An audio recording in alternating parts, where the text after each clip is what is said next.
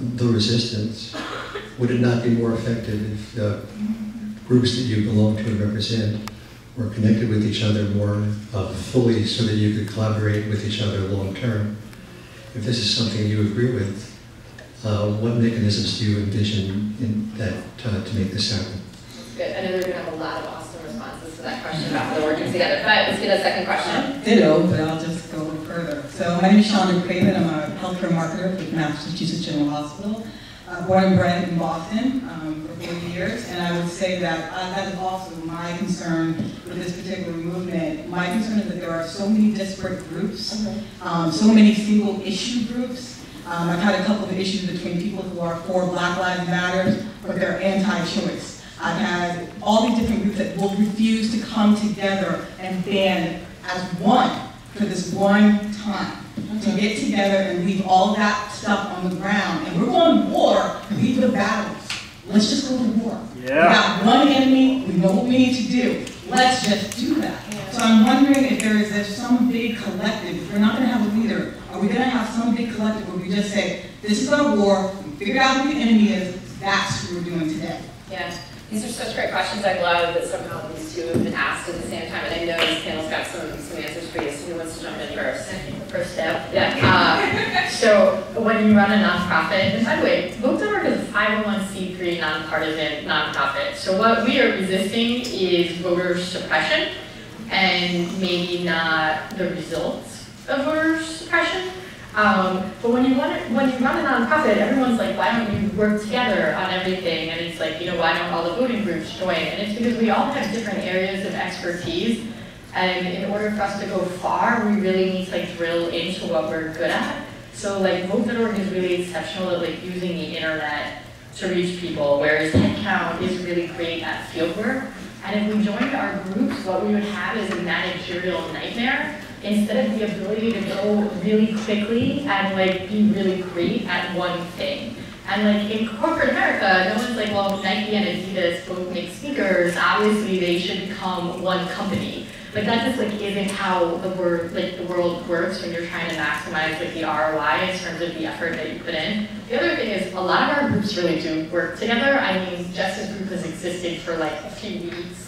So I think that, you know, we haven't had a lot of time to necessarily work. Just because I'm prepared for no fair. I'm just like literally So I would say that like most of the people on this panel have probably worked together in like at various organizations on various issues over the time. But like if we try to get every person who's involved in resistance onto one 17,000 person conference call and engage in consensus decision making, then we will literally just like be a broken Democratic Party. Yeah, like it doesn't work. I'm like actually referring to a call that happened a few weeks ago, but it's like we need a little less like milling about and a lot more forward momentum, and that happens if you can break into small groups that have expertise and allow them to move quickly. Yes. I wanted to touch on what you said that resistance is a war. It's a war made up of lots of little battles. There is no one way to resist Trump.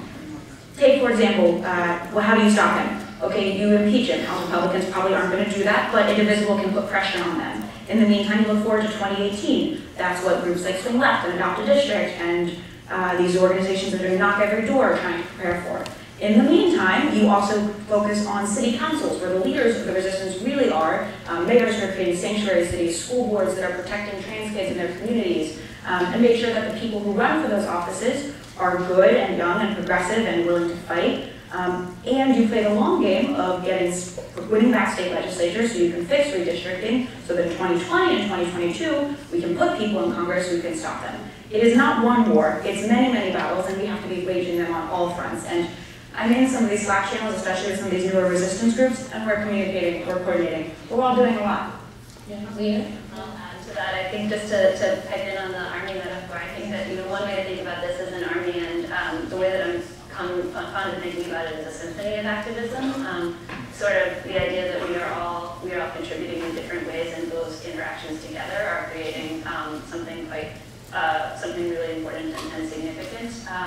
And at the same time, like if I tried to play the flute, I would be really bad at it. So like trying to figure out, how do you sort of understand and coordinate with each other so that like the people who are really in the lead, who understand past who've been doing the organizing for a long time are taking the lead on that, and still adding up to something greater than the sum of its parts. Dude, I think an example, you were sharing with someone else who was sitting in a conversation today about there was an issue, you had a conference call with like quite a number of people on it, and you had other speakers from other organizations come on very deliberately. And I think this is like old school organizing versus new school, which is like it's an open source, rising tide lifts all boats. Instead of fighting over the same pie, we're going to make a bigger pie. Instead of thinking my piece means I have to take, you know, supporters, donors, people, emails from other folks. Like, how have you been doing that at Indivisible? Yeah, so I mean, I think what we see as our advantage is being able to give a platform to people who are experts on given issues. So, for example, when the Muslim ban first came, the refugee and Muslim ban first came out,